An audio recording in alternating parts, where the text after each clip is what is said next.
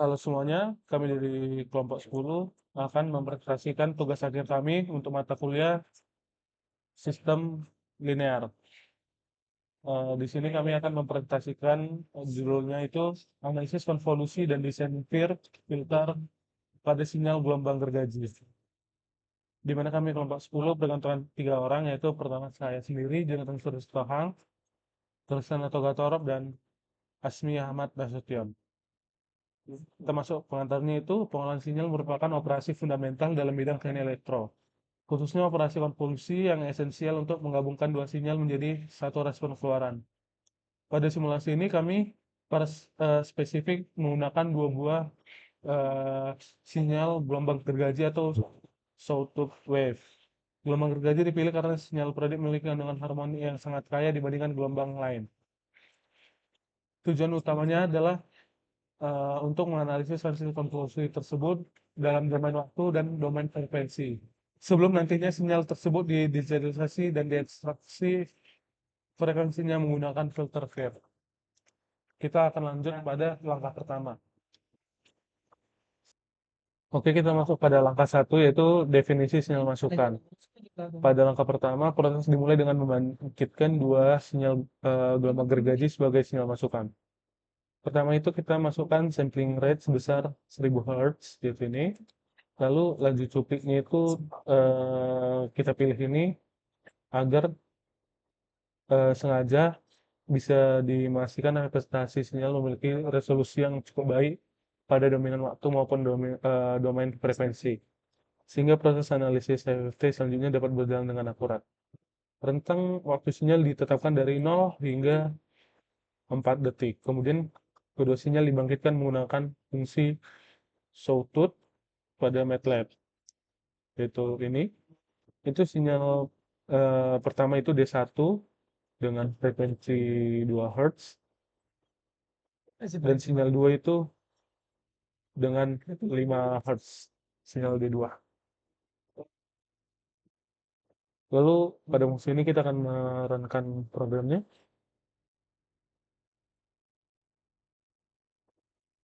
Jadi di sini kita bisa melihat keluarannya itu adalah dua, eh, dua buah dua buah grafik, yaitu grafik pertama itu D1, di mana sinyalnya itu dengan frekuensi 2 Hz. Jelas amplitude bergerak secara linear secara periodik dengan 8 siklus penuh dalam durasi 4 detik. Ada 8. Lalu grafik yang bawah, yang merah, itu menampilkan sinyal D2 dengan frekuensi 5 Hz yang tampak jauh lebih rapat. Kedua gelombang ini beroscilasi secara konsisten pada rentang amplitudo 1 dan min 1. Siap untuk diintegrasikan pada tahap berikutnya. Juga pada command window kita bisa melihat langkah satunya selesai. Kita lanjut pada langkah 2, itu proses konvolusi dan transformasi Fourier atau FFT. Langkah kedua ini itu untuk tahapan inti di mana kedua sinyal masukan itu digabungkan. Proses penggabungan dilakukan melalui proses konvolusi menggunakan fungsi conv, yaitu ini pada MATLAB. Kami menggunakan mode same agar panjang sinyal keluaran hasil konvolusi itu tetap persis sama dengan panjang sinyal masukan, yaitu ini. Sinyal konvolusi ini kita namakan dengan sinyal K. Ini dia.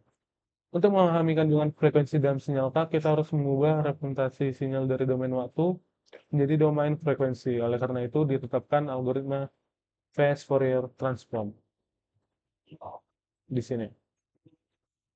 Sehingga karakteristik spektrumnya dapat dianalisis dengan lebih mudah. Oke, di sini kita akan menjalankan programnya. Dia akan memunculkan dua buah grafik gambar.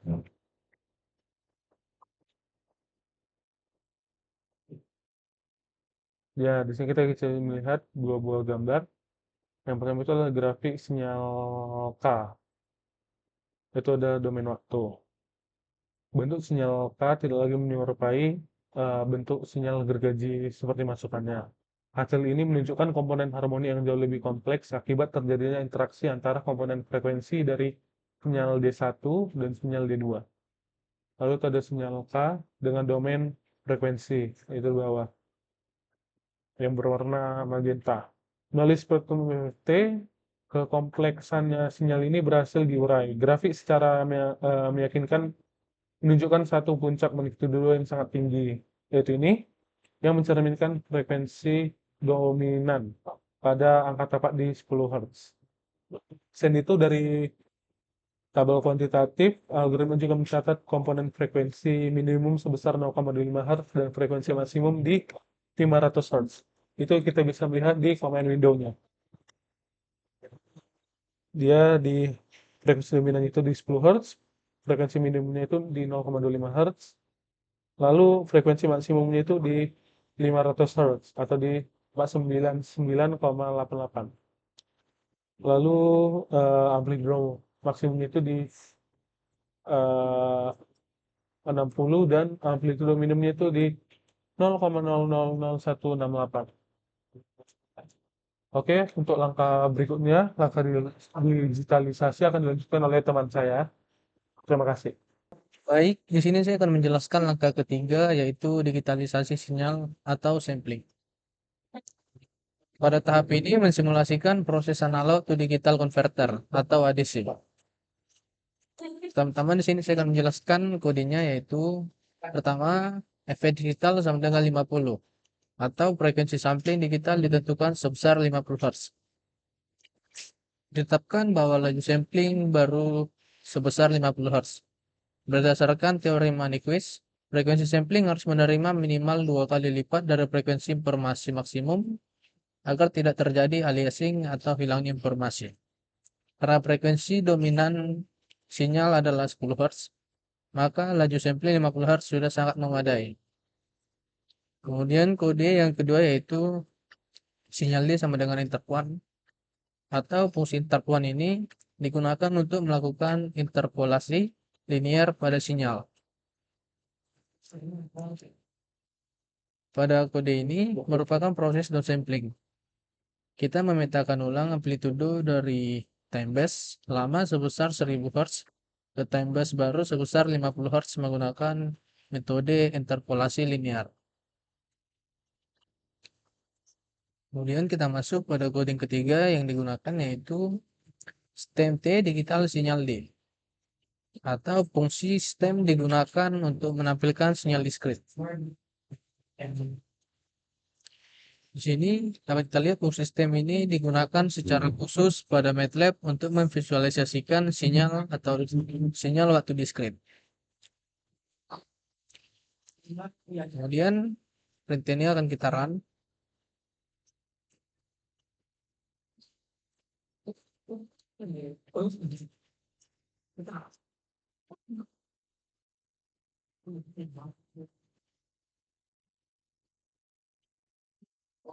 Dapat kita lihat keluaran yang dihasilkan, yaitu grafik seperti ini. Pada grafik keluaran yang dihasilkan ini, sinyal tidak lagi digambarkan sebagai kurva kontinu, melainkan sebagai deretan nilai diskrit berupa titik-titik berbatang pada interval waktu tertentu. Visualisasi ini menunjukkan bahwa sinyal telah berhasil didigitalisasi dan siap diproses secara numerik oleh fitur digital.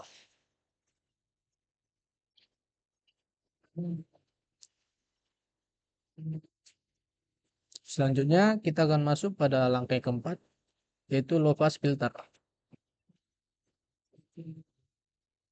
Pada tahap ini dilakukan perencanaan finite impulse response atau FIR filter. Dapat kita lihat kode yang digunakan pada berita ini. Yang pertama yaitu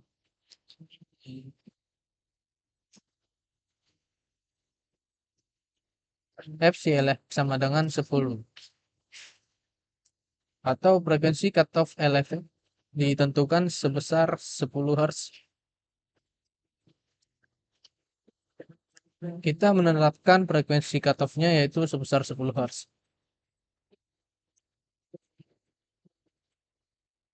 Kemudian Masuk ya perintah berikutnya, yaitu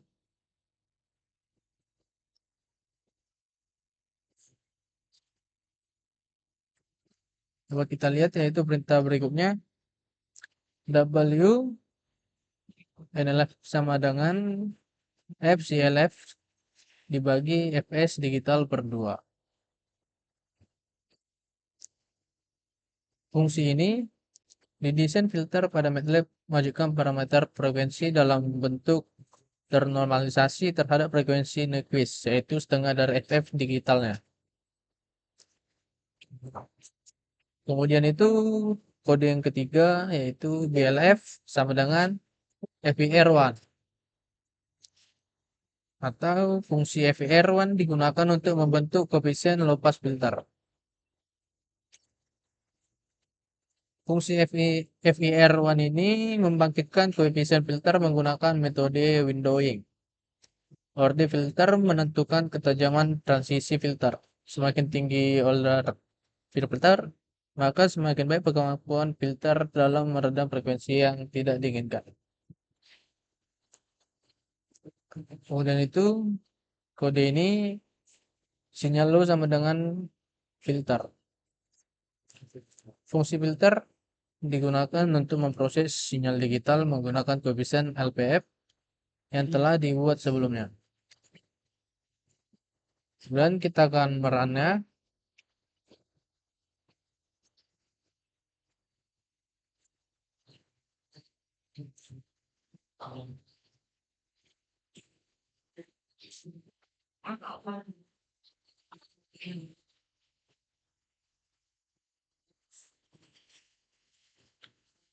Dapat kita lihat keluaran yang dihasilkan, yaitu ada dua grafik, di mana grafik yang pertama itu respon frekuensi LPF. Pada grafik respon frekuensi ini menunjukkan karakteristik LPF. Nilai magnitudo dipertahankan pada frekuensi rendah, yaitu sekitar 0 sampai 10 Hz. Setelah melewati frekuensi cutoff 10 Hz, grafik mengalami penurunan atau roll off, yang menunjukkan bahwa frekuensi tinggi berhasil diredam oleh filter. Kemudian itu grafik yang kedua, yaitu sinyal low output LPF. Sinyal output hasil LPF terlihat lebih halus dibandingkan dengan hasil sinyal sebelumnya. Hal ini terjadi karena komponen frekuensi tinggi yang menyebabkan perubahan tajam pada gelombang telah dikurangi oleh filter low pass. Sekian penjelasan pada langkah ketiga dan keempat. Selanjutnya akan dilanjutkan teman saya.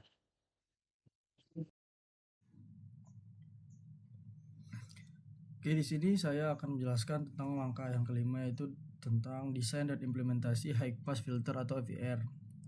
Yang dimana pertama itu adalah kodenya, yang dimana kodenya itu B garis bawah HPF sama dengan FIR1 buka kurung orde garis bawah filter, koma WN garis bawah HPF titik 2 high buka kurung dan titik 2, jangan lupa.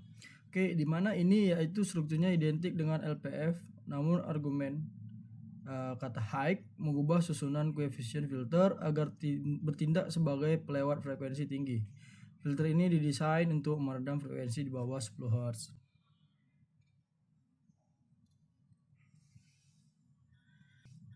Nah, untuk tentang penjelasan dari keluarnya, yaitu di mana respons frekuensi, yaitu grafik atas, kurvanya merupakan komplement dari LPF. Magnitudo diredam penuh pada rentang 0 hingga 10 Hz dan baru dilewatkan tanpa atenuasi setelah melewati cutoff. Nah, untuk sinyal output yang dimana grafik bawah, sinyal high menunjukkan hilangnya komponen frekuensi dasar yang bergerak lambat. Sinyal yang tersisa hanya berupa fluktuasi transient, yaitu osilasi cepat di sekitar amplitude 0, membuktikan bahwa filter secara efektif meredam komponen frekuensi rendah.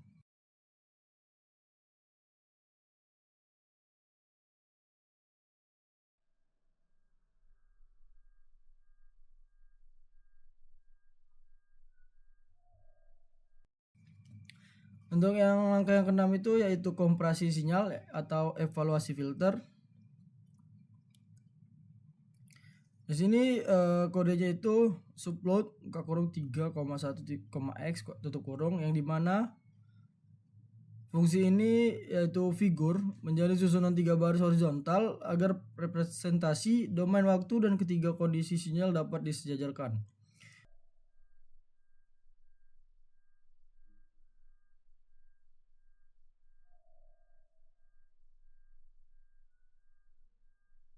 Untuk keluarannya yang dimana pertama itu sinyal D atau hitam menampilkan wujud asli sinyal digital yang memuat seluruh spektrum frekuensi atau rendah dan tinggi.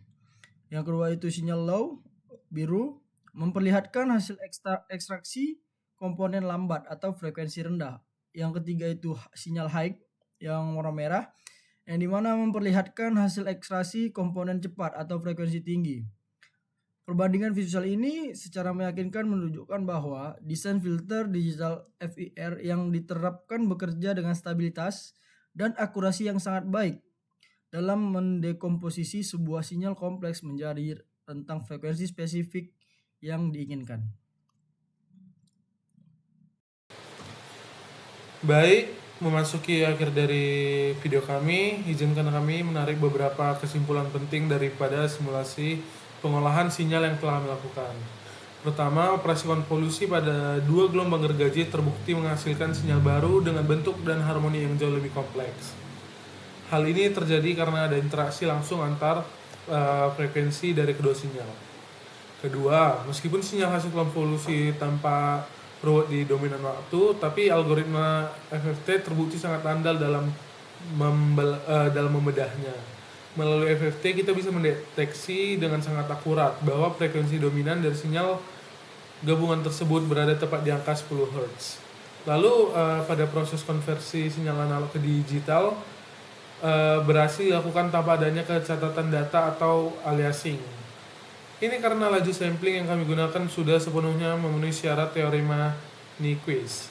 Dan terakhir, implementasi filter pada itu dengan metode windowing terbukti bekerja sangat presisi. Low pass filter sukses menghasilkan sinyal dengan mempertahankan komponen lambatnya, sementara high pass filter secara akurat mampu mengisolasi getaran frekuensi tingginya saja.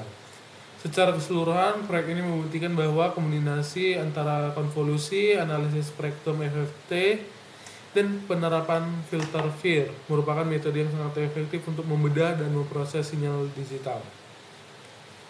Sekian presentasi dari kami, yaitu kelompok 10. Semoga penjelasan serta visualisasi yang kami sajikan dapat memberikan manfaat dan mudah untuk dipahami. Terima kasih untuk perhatiannya. Sampai jumpa.